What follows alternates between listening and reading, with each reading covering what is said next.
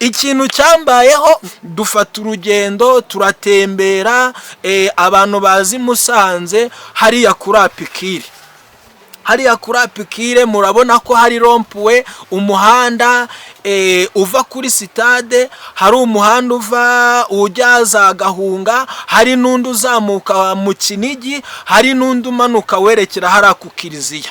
Twavuye hariya ku Kiliziya tuba tubonye umukobwa mwiza, yari umukobwa ushinguye, atari muremure atari na mugufiya, rwose pe wabonaga ari umukobwa mwiza yatambuka ukabona n'umukobwa uteye amabengeza. Yari yambaye akajipo kageze hano ku mavi ariko gasatuye.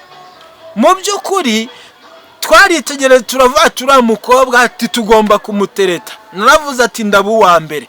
Naragiye mbona azamutse yerekera mu Kinigi, nanjye nambukiranya umuhanda ndamukurikira, ngeze ruguru habura metero 3 ngo muvugishe, ngiye kubona nitegereje ku birenge bye sanga amaguru ye ni iminono y'inka.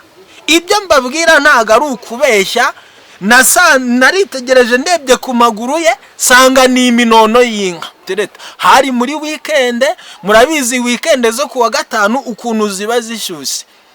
Noneho nitegereje ku birenge mbona ni ibinono by'inka, ndavuga ati mani ibi ni ibiki? Narakizwa mbonye iyo minono n'inka, ndavuga nti mani ibi ni ibiki? Ikintu cyambayeho, ubwenge bwahise butakara. Cyakoze nakomeze nitegereza kwa kundi ari gutambuka, nkabona intambuko kwa kundi inka igenda itambuka mu maguru y'imbere, uko inka igenda itambuka ya maguru y'imbere, mbona n'iminono y'inka nayo nikiteye. Kuva hano mu mavi kugeza hasi byose byari iminono y'iki? Byari iminono y'inka. Ndangije uko twari batandatu, 4 nibo bashoje umuhigo, 2 twebwe tugira ute? Ntitwasoza umuhigo kuko Imana yari dufite iki? Umugambi. Bamwe babahaye amafaranga, ndetse ndatekereza ko na nizi saha muri abo ngabo nta numwe ugituye muri iki gihugu, benshi bari hanze.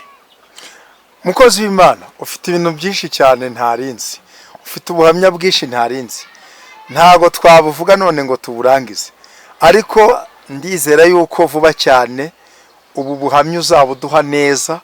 Hari ibintu abantu tugenda dushidikanyaho, ariko Imana ishimwe kubera yuko hari hamaze igihe havugwa ngo hari abantu bava ikuzimu bakaza mu mahoteli, tubyumva bivugwa gutyo, bavuga ngo abandi bava mu marimbi, ngo abantu bakora amafaranga, ibintu nk'ibyo. Numva ibintu byinshi cyane.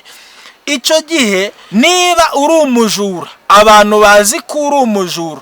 Kubera iki? Wowe ntago wiyizi, ariko abantu bo barakuza. Buriya buhamya nababwiye ngo nje nagiye gutereta nsanga umuntu ameze neza mu maguru ni nk'ibinono by'inka. Uriya muntu yonza kuryamana nawe yanyihishemo, ni iki kintu nari gukuramo? Ubu ngubu mba ndi nk'uwo meze ubu uyu mwanya.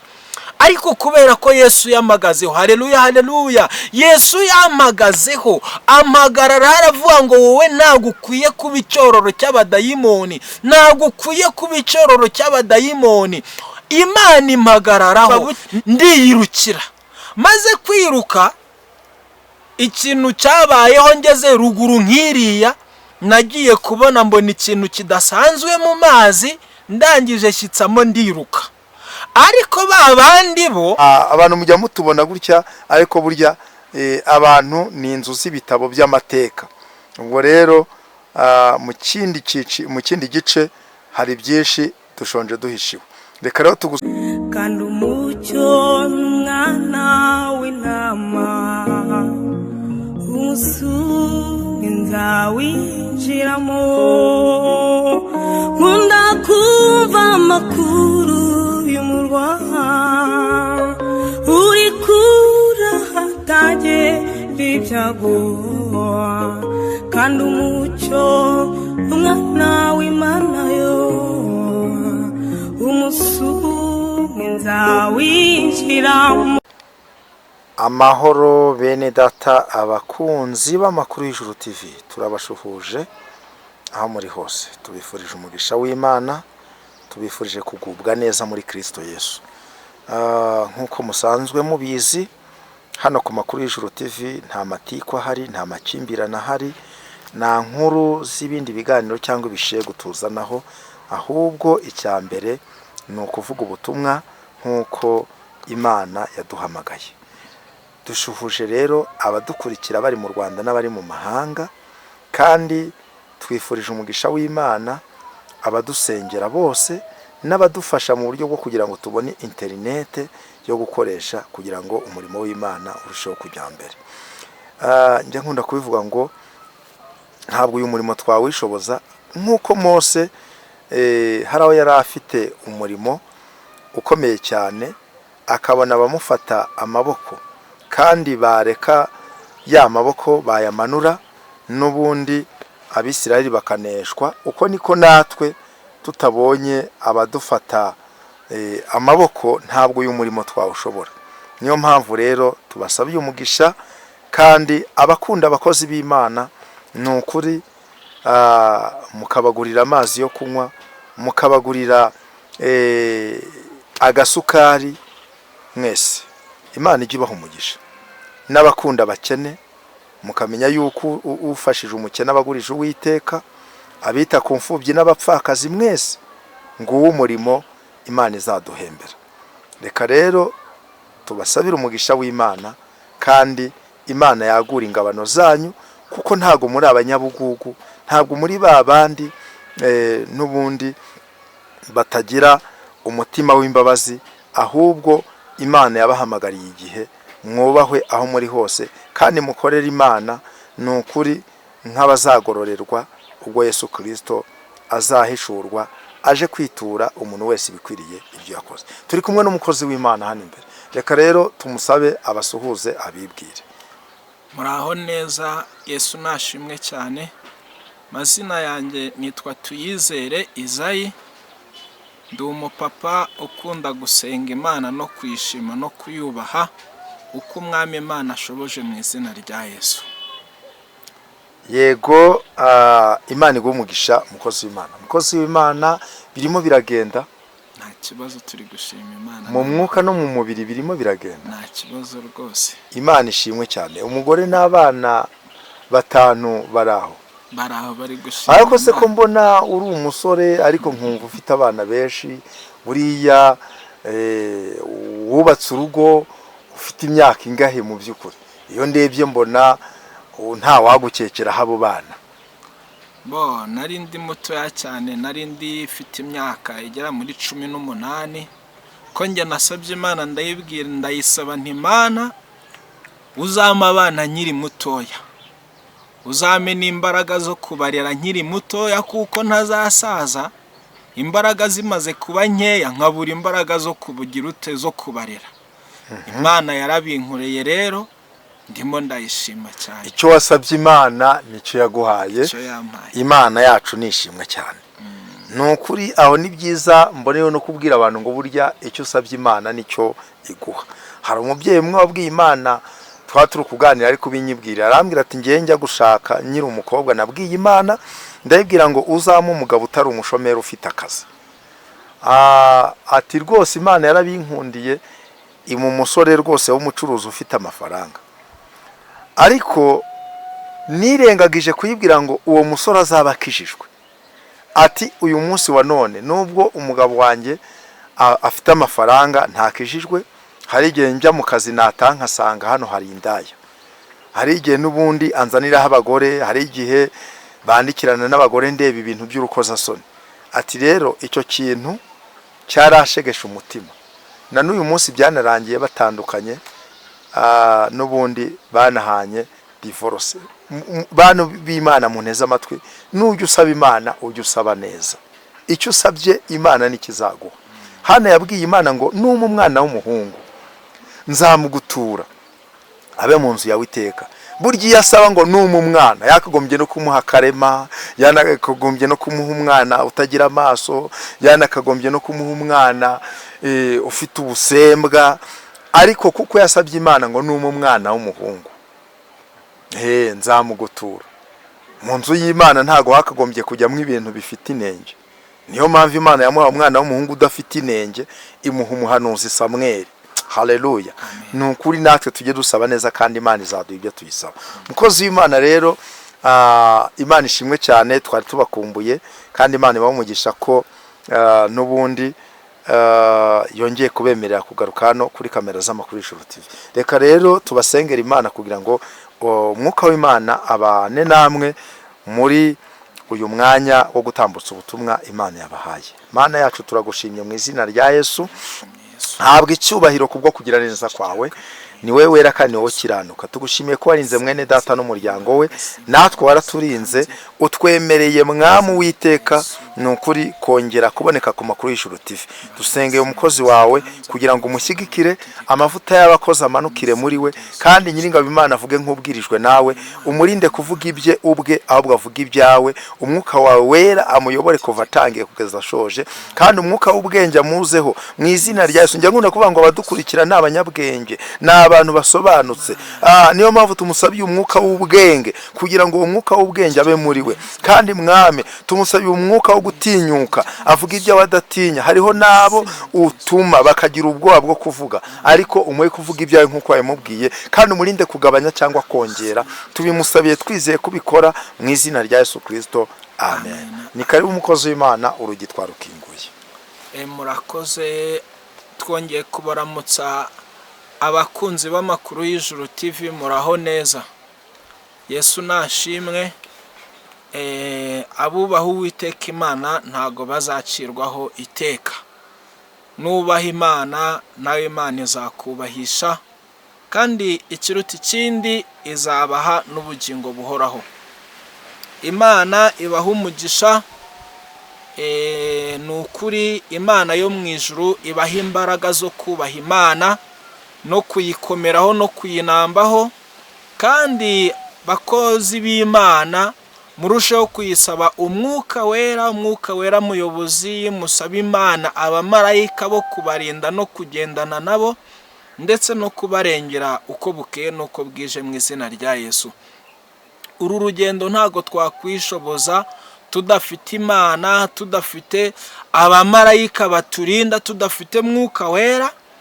Ariko ijambo ry'Imana ratubwira ngo kuko itimanye umwana wayo, byo byonyine kubera ko Imana itimanye umwana wayo, ntizabura kuduha n'ibindi byose. Rero saba Imana yera ibifatika mu izina rya Yesu, izabiguha kuko ari Imana ishobora byose. Mu by'ukuri tugiye gusoma ijambo ry'Imana dusanga mu gitabo cya Matayo. Ijambo ry'Imana turasanga mu gitabo cya Matayo ibice byaho 12, umurongo wawo 43 kugeza 45. Matayo ibice 12, 43 na 45 mu izina rya Yesu. Haranditswe ngo dayimoni yavuye mu muntu anyura ahadafite amazi ashaka uburuhukiro akabubura. Akavuga ati reka nsubire mu nzu yanjye navuyemo. Yagerayo agasanga irimo ubusa ikubuwe iteguwe. Niko kugenda akazana abandi badayimoni 7 bamurusha kuba babi, bakinjira bakabamo. Ibyo hanyuma by'uwo muntu bikarusha ibya mbere kuba bibi. Niko bizaba kubika igihe kibi. Imana iturengere. Wongere udusubiriremo kugira ngo n'abantu babanje kubyumva neza. Abantu mudukurikiye mukurikirira ijambo neza, kubera ko iri jambo niryo rifite imbaraga gusumbya ibindi byose. Iri jambo mwene data dusubiriremo mu izina rya Yesu, abantu babashe kuryumva neza, ko ari igihe umuntu yumva ijambo akumva rigiye ntiyongere kuryumva. Ongera udusubiriremo. Dayimoni iyo avuye mu muntu anyura ahadafite amazi ashaka uburuhukiro akabubura. Akavuga ati reka nsubire mu nzu yanjye navuyemo. Yagerayo agasanga irimo ubusa ikubuwe iteguwe. Niko kugenda akazana abandi badayimoni 7 bamurusha kuba babi, bakinjira bakabamo. Ibyo hanyuma by'uwo muntu bikarusha ibya mbere kuba bibi. Niko bizaba kubika igihe kibi. Imana yo mu ijuru itugirire neza. Iri jambo riri kutubwira abantu b'abanyantege nkeya. Mu by'ukuri iyo ufite intege nkeya zo gusenga Imana, cyangwa se ukaba ufite intege nkeya z'icyaha cyakubase, mu by'ukuri iyo ugize intege nkeya zo gusenga, abadayimoni barakwinjirana. Iyo wasengaga rimwe cyangwa se kabiri ukagabanya ibihe byo gusenga, abadayimoni barakwinjirana, kuko tubonye yuko abadayimoni baca ahantu hatari iki, hatari amazi. Ariko ndi kugira ngo dufatanye gusenga Imana mu by'ukuri muri iki gihe kigoye cy'iki gihe, hahandi usanga umuntu kwiyubaha byaramunaniye, hahandi usanga abantu bamuzi. Ariko ndi kugira ngo nkubwire ngo bakozi b'Imana, abanyamasengesho, ijambo ry'Imana riratubwira ngo turi inzandiko zisomwa na buri wese. Niba uri umujura, abantu bazi ko uri umujura. Kubera iki? Wowe ntago wiyizi, ariko abantu bo barakuzi. Niba uri umusambanyi, wowe ntago wiyizi, ariko abantu bo barakuzi, kubera ko abantu bakumenya wowe utiyizi. Mana itugirire neza. Niba uri umurozi, abantu bazi ko uri umurozi, wowe abantu bakuzi wowe utiyizi. Ahubwo icyambere menya icyo uri cyo. Haleluya. Menya icyo uri cyo. Niba wowe uzi neza ko uri umuntu w'Imana, haranira kugira ngo Imana yawe igaragare mu mutima n'inyuma igaragare. Nigaragara inyuma, n'imbere iraza kugaragara. Izagaragara inyuma, n'imbere yaramaze kuzura. Kuko iyo amazi yasutse mu ndobo, kugira ngo bigaragare ko ari amazi, aruzura akanasaguka. Iyo amaze gusaguka akameneka, adendeza hasi. Yamara kudendeza hasi, ukavuga ngo amazi yuzuye, yagize ute? Ari kumeneka. Reka n'agakiza kacu kagaragare mu izina rya Yesu. Agakiza kacu nikamara kugaragara, karagaragara ku mutima imbere no ku mubiri inyuma, kagaragarira abandi. Ni nayo mpamvu ijambo ry'Imana rivuga ngo turi ibyapa bigaragarira cyangwa se birangwa na buri wese, cyangwa bisomwa na buri wese. Mu by'ukuri natwe muri uyu murimo wo gusenga Imana, abo turi bo abantu barabizi. Niba bazi neza ko uri umukozi w'Imana w'ukuri, abantu barakuzi. Niba bazi neza ko ubigenzamo gakeya uri uwo kwishushanya, abantu barakuzi. Ijambo ry'Imana ratubwiye ngo dayimoni iyo abonye inzu ye iri mu busa, aragenda agatumira abandi.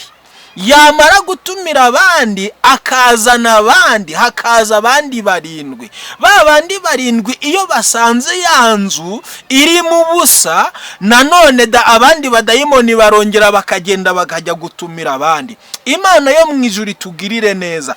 Ibi bintu Yesu yabivuze azi neza ko biba mu bantu, azi neza ko bigora abantu kubera ikibazo cy'iki cyo kutegera Imana. Azi neza yuko iyo ugize igihe cyo gusenga gikeya, Imana iyo ugize igihe gikeya cyo gusenga, niba warindwaga n'abamarayika b'Imana 5 cyangwa se 7, bakaba bahagize intege nkeya cyangwa se ukaba ugize intege nkeya, abadayimoni baragenda bagahamagara abandi bakagukubita. Ariho hantu usanga ibibazo byagukubise, intambara zagushegeshe. Ninde uri mu makuba, ninde uri mu ntambara? Ni wowe. Imana itugirire neza. Hari igihe muri uyu murimo umuntu ajya avuga ati ngewe nakijijwe nk'inzoka, nari umusinzi, nari umusambanyi, ariko narihanye. Ejo wajya kwitegereza ugasanga bya bindi yihanye ejo asubiye hehe kongera kubinywa. Bitewe n'iki? Yagize intege nkeya zo gusenga. Kandi bajya bavuga ngo iyo ugendanye n'umujura uba umujura, iyo ugendanye n'umusambanyi uba umusambanyi, iyo ugendanye n'umurozi uba umurozi. Kubera iki? Hari ingeso agenda gusiga. Niba ugendanye n'umuhanuzi, birashoboka ko uzaba umuhanuzi. Bibiliya iratubwira ngo Eliya yajyanye na Elisa, Elisa agira ifuhe ryo kuvuga ngo pakamo imigabane yawe ingahe, 2 y'umwuka wera. Elisa agira ishyaka ryo gusaba umwuka wera, imigabane 2 yari iri muri Eliya. Undi aramubwira ngo nuba amaso ntaragukurwaho. Haleluya. Ariko ibyo usabye biraza kuba ko Imana iraza kubiguha. Ngo nuko Elisa arasaba, akimara kubimukurwaho Eliya agiye, Elisa arataka. Akimara gutaka kubera ko yari ari maso, ngo Eliya akata kuri wa mwitero awunagira Elisa. Eliya amaze gukata kuri wa mwitero awunagiye Elisa, bwa butware bwa Eliya buramanuka bujya kuri Elisa. Abandi bari bitege bari kuvuga ngo Elisa ari buze kumwara, ntabwo ari buze kwambuka iriya nyanja, ntabwo ari buze kwambuka iriya Yorodani. Ariko kubera kwizera n'imbaraga z'Imana zari zimanukiye muri Elisa.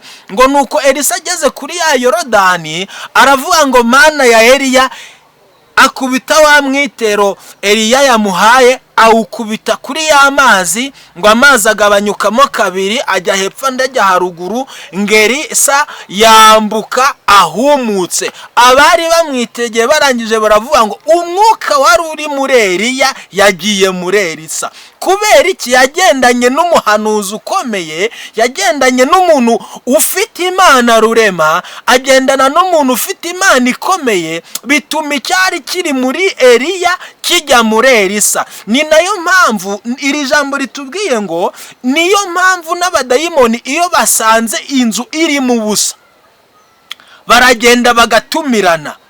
N'imbaraga z'Imana nazo iyo zisanze hari izindi nanone zirongera zigatumirana. Ariyo mpamvu ujya kumva ngo Bibiliya iratubwira ngo Elisa hari ibitangaza yakoze, Eliya hari ibitangaza yakoze, Mose hari ibitangaza yakoze, abikoreshejwe n'Imana. Iyo Mana rero nayo iragenda igakusanya izindi mbaraga zikaza zigakora ibitangaza. Ijambo ry'Imana ratubwiye ngo iyo umuntu abashije kugira intege nkeya, abadayimoni bakamwinjiramo, baragenda bagasanga ya nzu irangaye cyangwa cya cyumba kirangaye nta muntu urimo. Hari ikintu cyitwa abadayimoni bitwa batasi.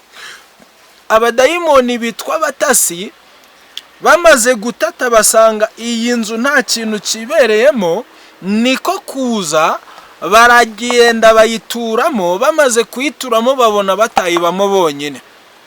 Bamaze kubona ko batayibamo bonyine, ijambo ry'Imana ryatubwiye ngo umudayimoni aragenda atumira abandi 7 barushije kuba babandi babi.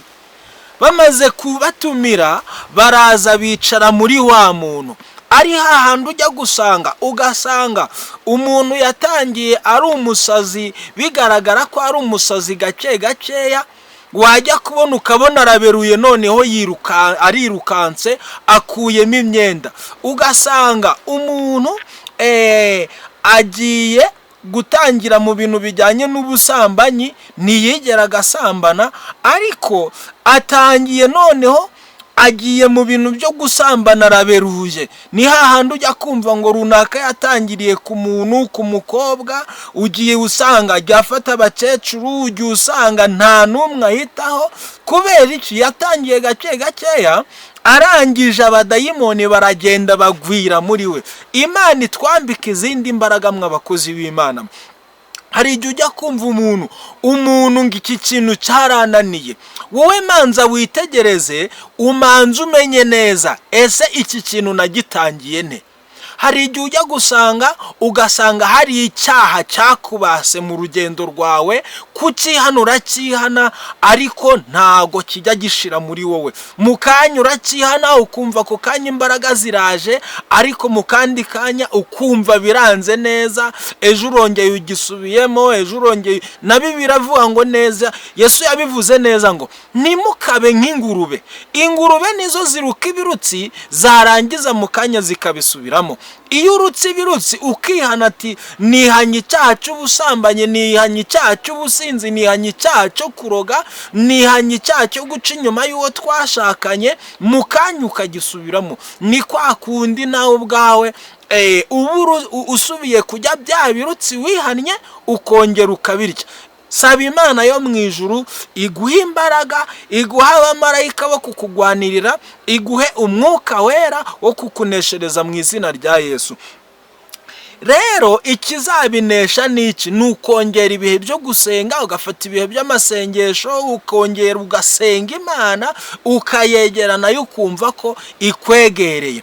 Ni nayo mpamvu ijambo ry'Imana ryatubwiye ngo iyo umudayimoni umwe aje ari umutasi agatata uko uhagaze, iyo amaze kugutata arongera akagenda akajya gutumira abandi 7 basumbije kuba babandi babi. Iyo bamaze kubatumira baraza bakaba babi muri wowe. Icyambere, manza wowe wirebeho. Imana itugirire neza. Mwene data mushiki wanje aho uri hose unyumva, icyambere manza wowe witekerezo uvuge ngo njewe ubwanje hari ibintu byananiye kwihana kugira ngo birangire burundu. Icyambere manza urebe ngo umuzi w'iki kintu cyahereye hehe. Ujya wihana icyaha cy'ubusambanyi, ujya wihana icyaha runaka ariko ukumva kucyanya, ariko mu kanya amarari akongera akaza akakugarukaho, ukongera ugakora cya kindi ukakihana nticyongere gushira imizi yabyo ntiranduke. Wa mudayimoni twasomye mu ijambo ry'Imana muri Matayo 12 ibice 12 ku murongo waho wa 43 na 44 na 45 niho hatubwiye ngo umudayimoni habanjije umudayimoni umwe asanga inzu ikubuye. Iyo amaze gusanga inzu ikubuye abona atayibamo wenyine, aragenda agatumira abandi 7. Aba badayimoni 7 kandi ahantu muhasome neza ngo atumira abandi badayimoni 7 bashumbije kuba wa wundi umwe mubi. Yamara kumutumira, yamara kubatumira bakaza, ubundi bakarika muri wa muntu. Ari hahandi usanga gusambana byarabasa umuntu bikamugora cyane icyaha kukihana bikanga. Ari handi usanga gukubita umugore nta bitinya, gufungwa nta bitinya. Kuki umuntu kwiba abona kwiba ukamugira inama zo kwiba, akavuga ati ibi bintu ndabyihanye ntago nzabyongera, ariko mu kanya wajya kumva ngo bamufashe. Ni ukubera iki? Hari abadayimoni batari bashira muri we. Umuntu akihana icyaha cyo guheheta cyangwa se cy'amarari runaka akayihana, ariko mu kanya ngo irari ryongeye ryaje. Nuko hari abadayimoni bagituye muri we. Nta kindi kizabashobora rero ni imbaraga zo gusenga, ni imbaraga zo kwegera Imana, ni imbaraga zo gufata ibihe byinshi byo gusenga Imana. N'umuririmbyi yabivuze neza aravuga ngo uzaze uca uwo mugozi uzabumboshye umutima, nezezwa no kubohoka nkabona uko ngukorera. Hari imbaraga ziba ziboshye umutima. Niko umuririmbyi avuga ngo hari imbaraga ziba ziboshye umutima, uzaze uca uwo mugozi uzabumboshye umutima, nezezwa no kubohoka nkabona uko ngukorera. Nta kindi kizaca uwo mugozi rero, ni imbaraga zo gusenga, ni imbaraga zo kwegera Imana, ni imbaraga zo kwirinda ikibi. Uzirinda ikibute? Reba ko umuntu mugendana ari uzaguhirika muri ibyo bintu, kuko nugendana n'umuntu runaka udafatika azakujyana muri za mbaraga. Niba ugendanye n'umuntu akunda kwiyambarira utuntu twa mini, umubiri urahita utera, amarari y'ubusambanyi tayari arahita yinjira. Kabone neza yuko mutasambana ariko urajya gusambana handi. Kabone neza nujyana n'umuntu unywa inzoga akakubwira ngo kano kantu ngo ino ji yusutsemo kano kayoga ngo gatera umuntu akanyabugabo, tayari wamaze kuba umusinzi. Yesu natugirire neza. Hari ibintu byinshi byugarije abantu ariko kubyihana byarabananiye. Ariyo mpamvu ujya kumva ngo iyo umuntu akijijwe nabi bitera umwako.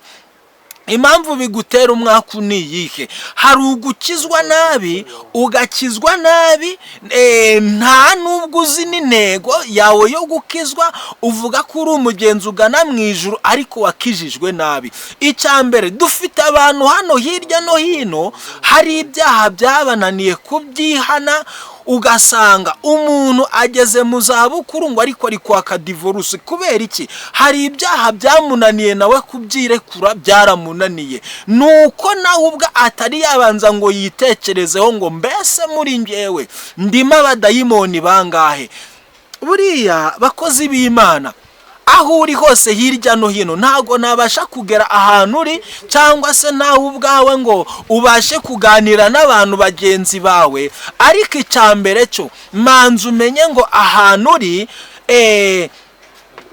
hari abadayimoni urimo cyangwa se abadayimoni barimo muri bagenzi bawe mugendana. Muri ubwo buryo rero ndi kugira ngo nkubwire ngo numara kumenya uwo muntu umuzi w'ibyo byaha, umanze umubwire iri jambo rivuze ngo umuntu umwe iyo umudayimoni asanze inzu ye ikubuye, inzu ikubuye nta kintu kirimo, fata saro nta kintu kirimo, ibereye aho. Kandi nawe kuba mu nzu wenyine ntago wabishobora, bisaba ko ujya kuzana umukozi, bijya gusaba ko uzana umugore, bisaba ko ugira umugabo. Ariko ijambo ry'Imana ratubwiye ngo iyo umudayimoni umwe asanze inzu ikubuye, ngo agira cya akajya gutumira abandi bakaza bakaba muri iyo nzu. Iyo nzu bamaze kuyitumiramo abadayimoni, azana babandi bamusumbye iki? Imbaraga. Kandi babadayimoni bamusumbye imbaraga, iyo bageze muri we bakora ibidasanzwe.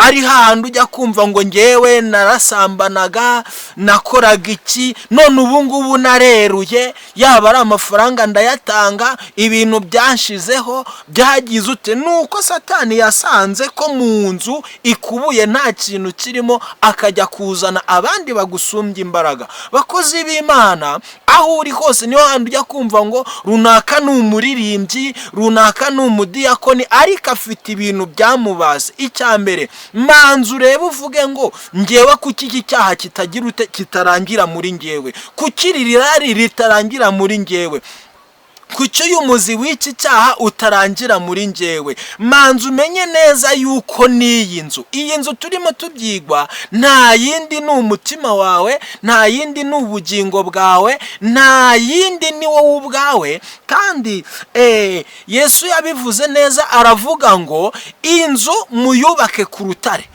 ngo naho uyubaka ku musenyi imvura izagwa, amazi azayitembana. Ubaka ku rutare ari wo Kristo Yesu. Imana itugirire neza.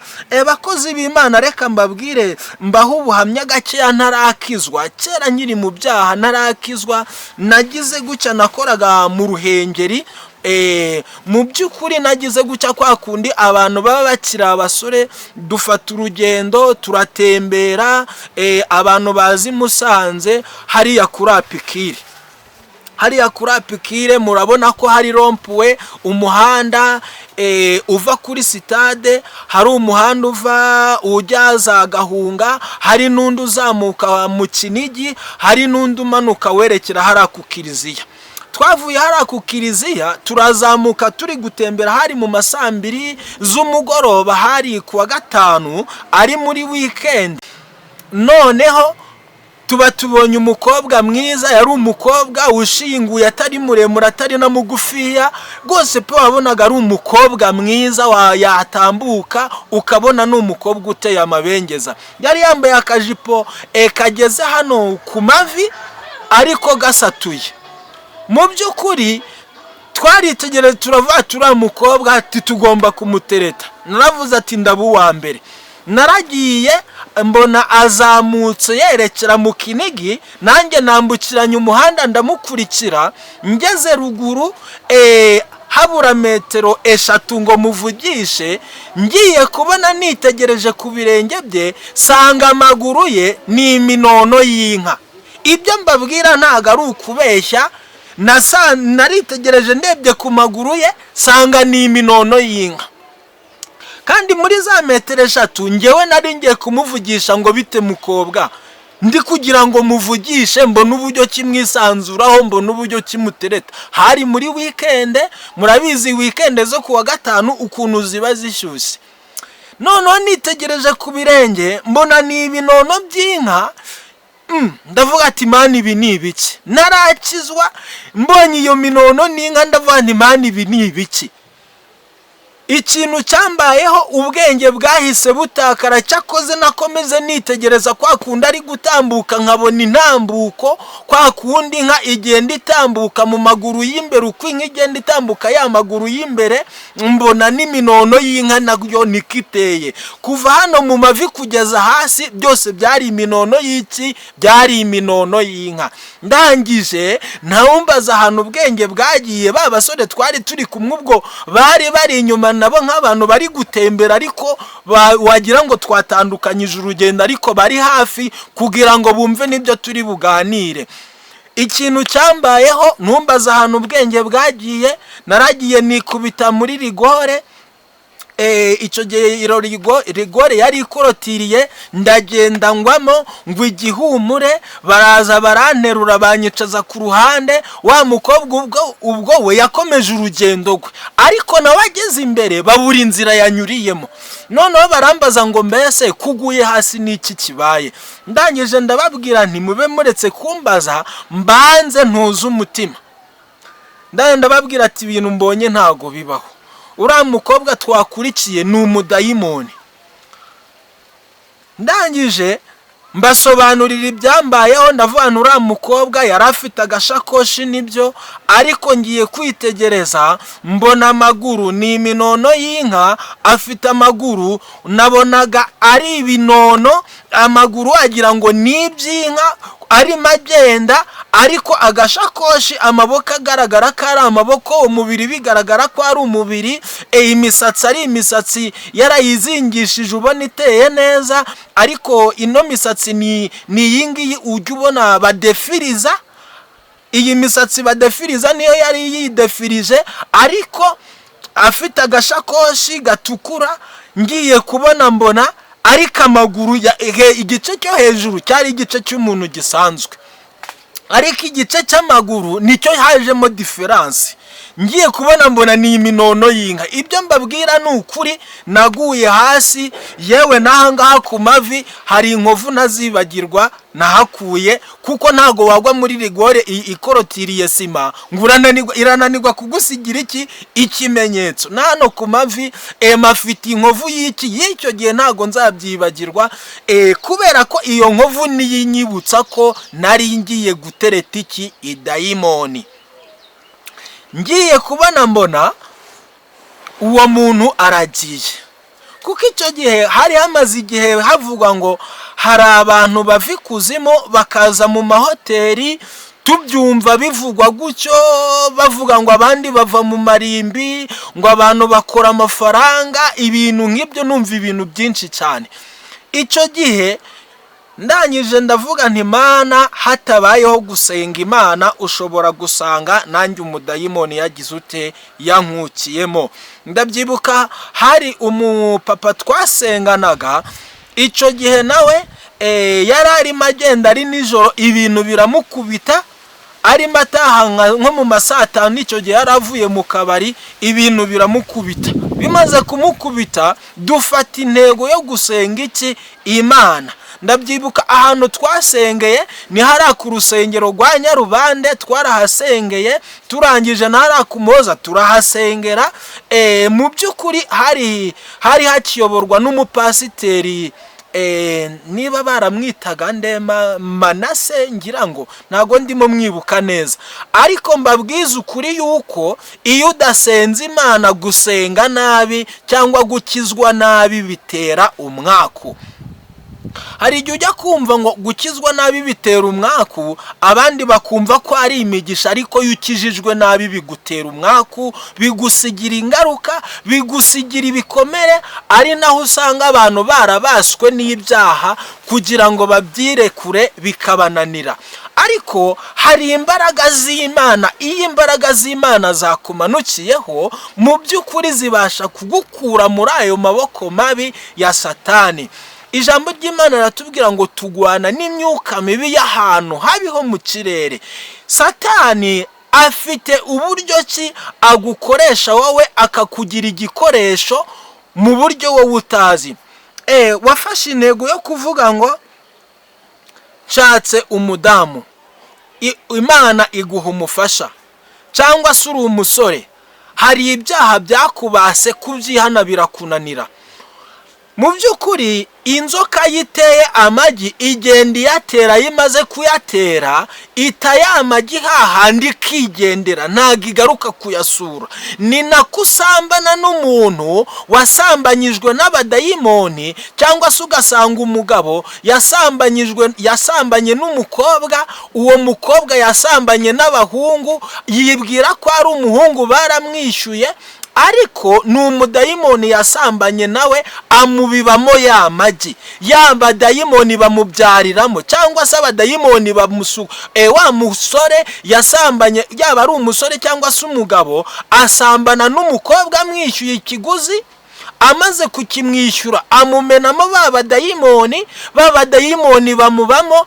Abagabo baraza bagasambana na wa mukobwa, wa mukobwa nawe akagemurira ba bagabo nabo bakagenda bagemurira abandi bagore, ba bagore nabo bakagenda bagemurira abandi. Ibintu biragenda bikabisheni. Ari nayo mpamvu ujya kumva ngo njyewe mfite ibyaha byananiye kugira ute kwihana. Impamvu ni izihe? Hari abadayimoni wowe bagusizemo kugira ngo ubacike birakunanira, ariko mu gusenga Imana yo mu ijuru, mu by'ukuri turi abanyantege nkeya, ariko we nubashuka ugatekereza neza ukavuga ngo Mana, iki cyaha kukikinanira, iki cyaha kukingerageza kikananira, senga Imana yera yo mu ijuru. Mbabwiza ukuri, hari ibyaha bijya binanira abantu kubyihana, ariko kubyihana si uko bidashoboka. Manza umenye ngo njyewe ubwanjye impamvu iki cyaha kinanira ni ikihe. Umanza umenye ngo nanjye ushobora gusanga ahari mfite dayimoni ugenda uba muri njyewe, ndetse akabyara nk'uko ijambo ry'Imana ryatubwiye ngo iyo umudayimoni umwe yinjiye mu nzu agasanga inzu ikubuye, aragenda agatumira abandi 7 barushije kuba wa wundi umwe mubi, barushije babandi 7 barushije kuba wa wundi mubi, bamusumbye imbaraga, bakaza bagatura muri wa wundi, ndetse bakamusumbya n'ubutware n'ubushobozi. Ari naho hantu ujya kumva ngo umuntu wagiye mu buraya aza aserereza urugo rugasenyuka, agakubita umugore wagiye mu busambanyi, umugore wagiye mu businzi. Hari ibintu byinshi bihinduka muri we, ugasanga ibintu bibaye bibi. Mwene data mukozi w'Imana, ibi bintu mbabwira nawe ubwawe, dufite abantu b'abadamu batabasha kugira ngo ibi bintu babicurangire mu nzu yabo, bitewe yuko abagabo babo babaye nk'intare. Dufite abagabo batabasha kugira ngo bumvishe ibi bintu abandi, kubera ko ntago babasha kubyumva. Ariko icyambere, niyo turi kugenda mu nzira, tekinoloji yarabikemuye, radio yicurangira mu nzira, telefone yicurangira mu nzira. Mu by'ukuri niba ushaka kuba ambasaderi w'Imana, tanga message nawe nushaka, nuba wicaye mu bantu ugenda uyicurange. Ndabizi n'uyibicuranga abantu bazakugira umusazi, ariko nibamara kukugira umusazi, wowe ubwawe uraburi kurangurura nkaho nge ndi kurangurura. Tujya twumva abantu bagenda bacuranga bakagenda batanga ubuhamya aho Imana yabakuye, uko Imana yabagaburiye, uko Imana yagiye ikora ibitangaza, ariko nawe ubwawe ukwiye kuba umwambasaderi. Hari abantu bananiwe kwihana ibyaha byababase. Muraturanye, mubana nabo mu murimo, mubana nabo hirya runaka, ariko ijambo ryatubwiye ngo iyo umudayimoni abonye inzu ibereye aho, ntago ari iyi nzu tubamo, ni twebwe ubwacu. ashobora kukwitegereza agasanga muri wowe ntacyo uri cyo, nta mwuka wera ugutuyemo, nta mumarayika ukurinze, nta n'ingabo zo mu ijuru zikurinze, uri aho ngaho, uri nzapfa nzakira simbizi, nishaka nzapfe, warihebye. Ni nayo mpamvu ujya kwitegereza ugasanga watangiye gake gakeya, mu kanya ibintu byarananiranye. Ninde wananiranye mu rugo? Ni wowe. Wanyweye urumogi gake gake bagusomejeho, ariko wajya kwitegereza ugasanga ni wowe ugura urumogi rw'ibihumbi runaka, urarunyweye, urarurangije, ubaye umusinzi. Niyo umusinzi atangiye gusinda, ahera ku kayoga gakeya asomaho gakeya. Wajya kwitegereza ugasanga yaraberuye, amara amakesi, amara ibibindi, amara amadomoro, arara ijoro ari kunywa. Kubera iki? Yatangiye gake gakeya. Ni handi ujya kwitegereza ugasanga umuntu wiba ahereye mu nkono cyangwa se mu isafuriya, ahereye yiba ibiro by'ibirayi bibiri cyangwa se agiye kudaha ikiro cy'ibishyimbo, bigeze aho neza araberuye neza, agiye ajya gupfumura inzu z'abandi. Kubera iki? Satani yahereye ku kantu gatoya, arangije guhera ku kantu gatoya ahera ku kintu kinini. Bene data bakozi b'Imana, ijambo ry'Imana riratubwira ngo nimwegere Imana nayo izabegera, muhunge Satani nawe azabahunga. Ariko nimutayihunga, nimuhurwaho Satani, mugahurwaho abadayimoni, bazabuzura. Ari hahandi uzashaka kwibohora umuzi w'icyaha bikunanire. Ni nayo mpamvu ujya kumva ngo ejo bundi nakurikiye ibintu ku mbuga nkoranyambaga, ngiye kumva numva umuntu aravuze ngo yashakanye n'umuntu ngo bakimara kuva mu rusengero ngo bahita basaba iki? Divorce. Mu by'ukuri ibyo bintu byagakwiye kubaho, ibyo bintu byagakwiriye kubaho. Ariko mu by'ukuri kubera iki? Satani yarasabye ariko bo ntibabimenya. Nawe ubwawe ushobora kwitegereza ugasanga Satani yarasabye urugo rwawe, yarasabye abo mu nzu yawe, yarasabye abawe, ariko ntibabimenya. Ibintu bitangira gake gakeya, ariko mu gusenga Imana, Imana yo mu ijuru ifite imbaraga. Dufite Imana ibohora, dufite Imana icagagura, dufite Imana ikora imirimo n'ibitangaza, kandi ni Imana ishobora byose. Kuko itimanya umwana wayo, ntizabura gukemura n'ibyacu. Kambabwiza ukuri, iri jambo Yesu yarivuze azi neza umuntu icyo ari cyo. Iri jambo Yesu yarivuze azi neza icyo abantu bazahura nacyo. Ariko ndi kugira ngo mbabwire ngo nimusenga Imana, Imana izabegera. Ariko nugira intege nkeya, Satani nawe azagusamira hejuru, nk'uko aba badayimoni bagiye bakajya mu muntu, umuntu agasambana. Ndi kugira ngo mbabwire ngo bakozi b'Imana, dufite umubabaro ukomeye cyane. Imana nayo ibabajwe n'abantu benshi bari kujya kwishayisha. Reka mbabwire, uzarebe nk'umuntu wagiye kurara muri rogi, iyo ugiye gufata shambure, iyo ugeze hahandi bafata shambure, ikintu cya mbere kibakira si igitsina gore. Kuki igitsina gore kibakira? Iyo ugeze muri icyo cyumba, nta kindi muri wowe utekereza, uhita utekereza kutarara wenyine. Kandi mu by'ukuri iyo utekereje kutarara wenyine, utekereza kurarana na ba bandi urimo witegerezaho hirya, imiziki irimo ikubita mu mayira, abo muziranye, ugatekereza. Ariko ndi kugira ngo nkubwire ngo icyo cyumba ugiye gufata cya shambure, manzu barabadayimoni uri buze kwakura. Ayo mashuka ugiye kuryamaho agoswe cyangwa ameswa. Icyambere cyo, ayo madayimoni afite ibyaha byinshi. Ayo mashuka cyangwa se icyo gitanda hari ibyaha byinshi byahakorewe. Abasambanye, abakuyemo inda, ni byinshi cyane. Nawe wabirondora, nawe ukabyitegereza. Nawe uragenda ubikura aho ngaho, nurangiza bize bikugize ute? Biguhetse mu mugongo wawe. Ijambo ry'Imana riratubwira ngo n'uhagaze nawe yirinda atagwa.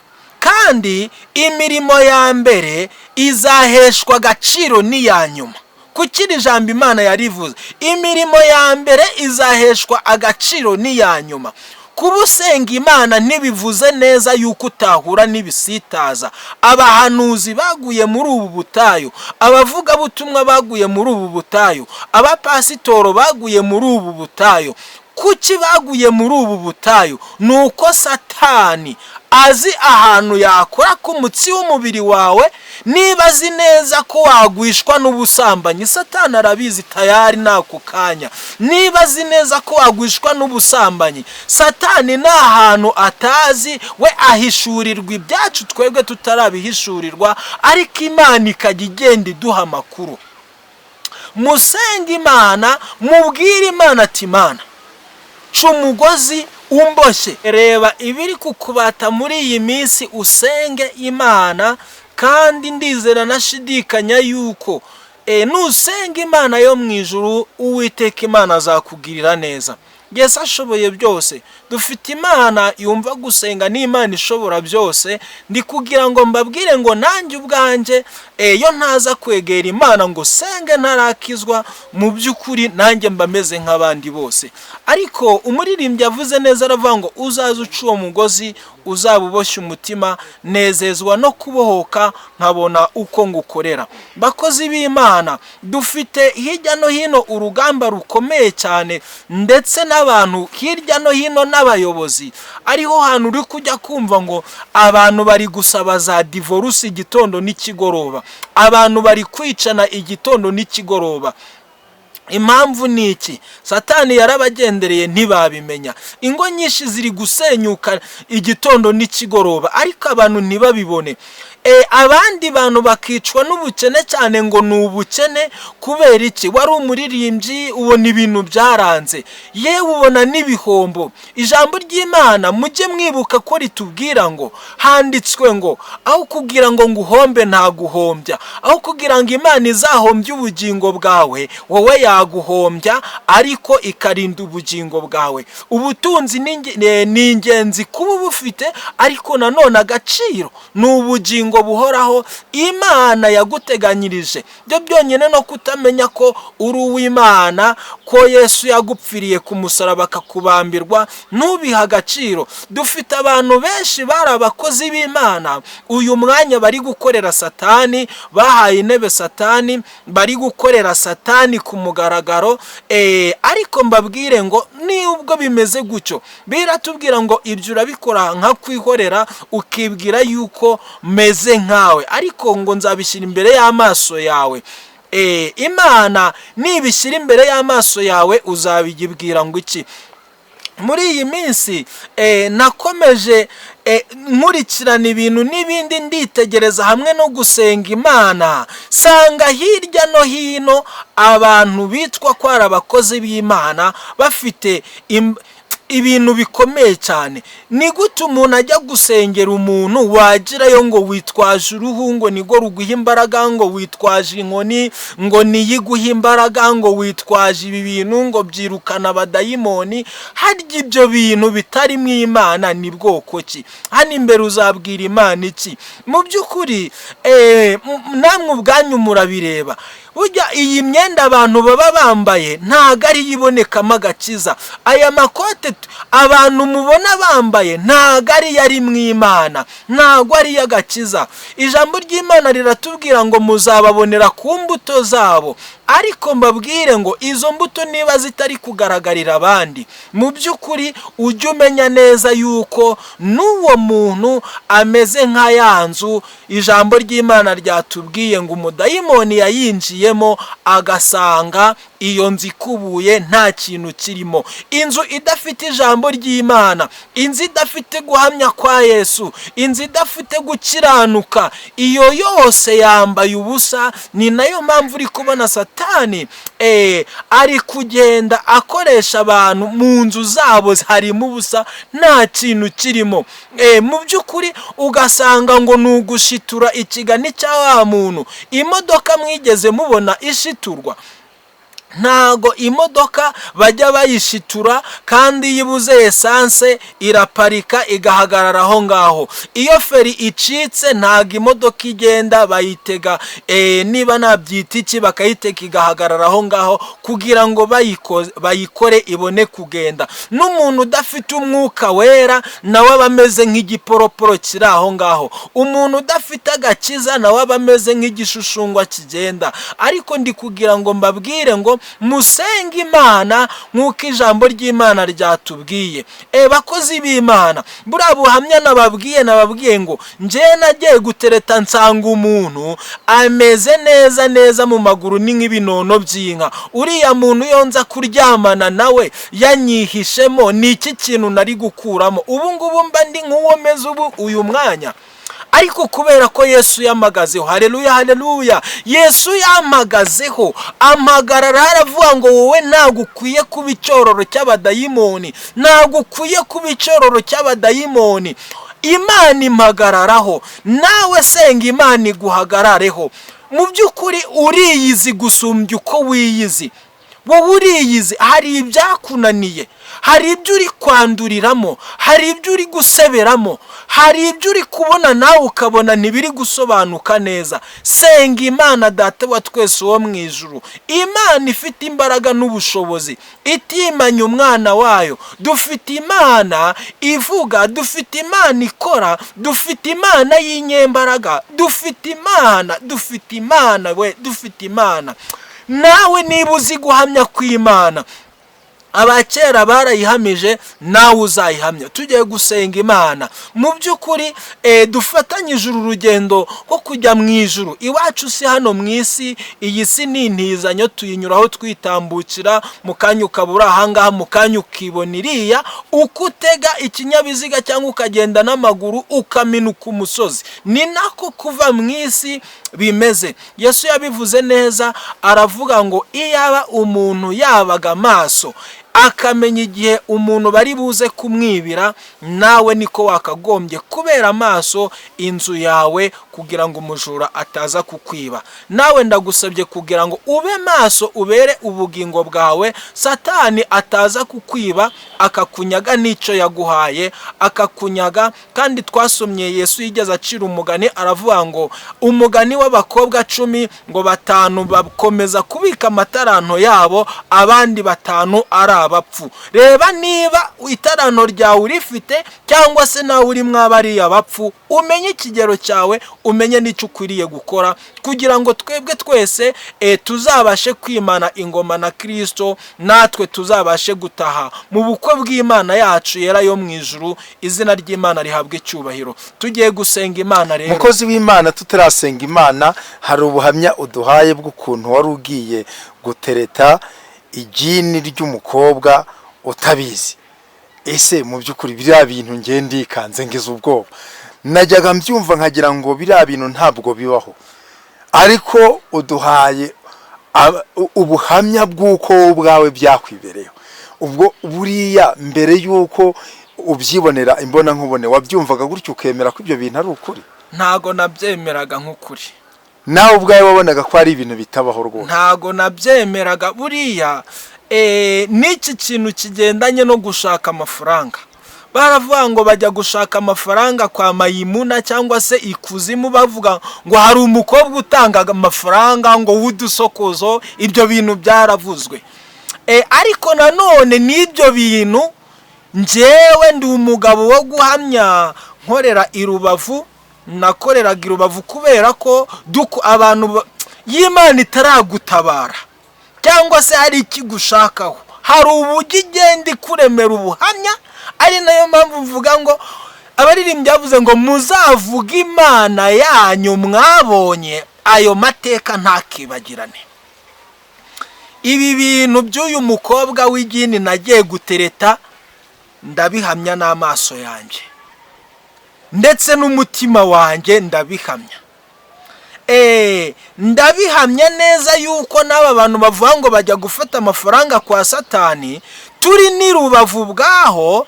Umuntu yaravuze ngo hari abantu batanga amafaranga ngo ukajya ku nyanja ngo ukabona amafaranga, nabyo wenda tuzabigarukaho mu kindi kiganiro. Ndabyibuka ko umuntu yaduhaye telefone, twari abakarani, nakoraga akazi nkora ahantu hari abantu b'abakarani, baravuga ati twebwe dushaka amafaranga, dushaka kuva muri aka kazi, kandi akazi k'ubukarani murakazi n'imbaraga zako n'ingufu umuntu akoresha. Umuntu aravuga ati reka mbahamagarire umuntu muvugane. Twari abantu 6, buri muntu bamwe bagenda bamutegeka aho bari buze guhurira n'uwo muntu, ariko hehe ku nyanja ku Kivu hari i Rubavu, bamwe bagenda bavuga site bari buze guhuriraho, nanjye bantegekaho ndi buze kujya. Ariko ngeze aho hantu, nimba ari we waje ntumbaze, nagiye kubona mbona mu kiyaga hatumburutsemo ikintu bita ibyondo byo mu mazi, biraje nk'agashururu bizamuka, ubundi umurabura kubita ku nkombe. Ngiye kubona numva ubwenge buragiye neza, ubwenge buragenda, ngira ubwenge ubwoba ndiyirukira. Maze kwiruka, ikintu cyabayeho ngeze ruguru nk'iriya, nagiye kubona mbona ikintu kidasanzwe mu mazi, ndangije shyitsamo ndiruka. Ariko babandi bo y'Imana igufiteho umugambi igira n'uburyo ikurinda. y'Imana igufiteho umugambi igira n'uburyo ikurinda kugira ngo izo mbaraga utaza kuzandura. Babandi uko twari 6, 4 nibo bashoje umuhigo, 2 twebwe tugira ute ntitwasoza umuhigo, kuko Imana yari idufiteho iki umugambi. Haleluya. Ariko niba Imana igufiteho umugambi rero, iki Imana yakugambiriyeho no gusohora kizasohora. Nanjye nibwo mvuga Imana nzi nabonesheje amaso yacu. Muri icyo gihe bamwe babahaye amafaranga, ndetse ndatekereza ko na nizi saha muri abo ngabo nta n'umwe ugituye muri iki gihugu, benshi bari hanze.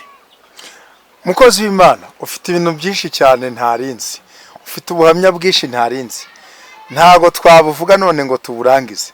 Ariko ndizera yuko vuba cyane ubu buhamya uzabuduha neza.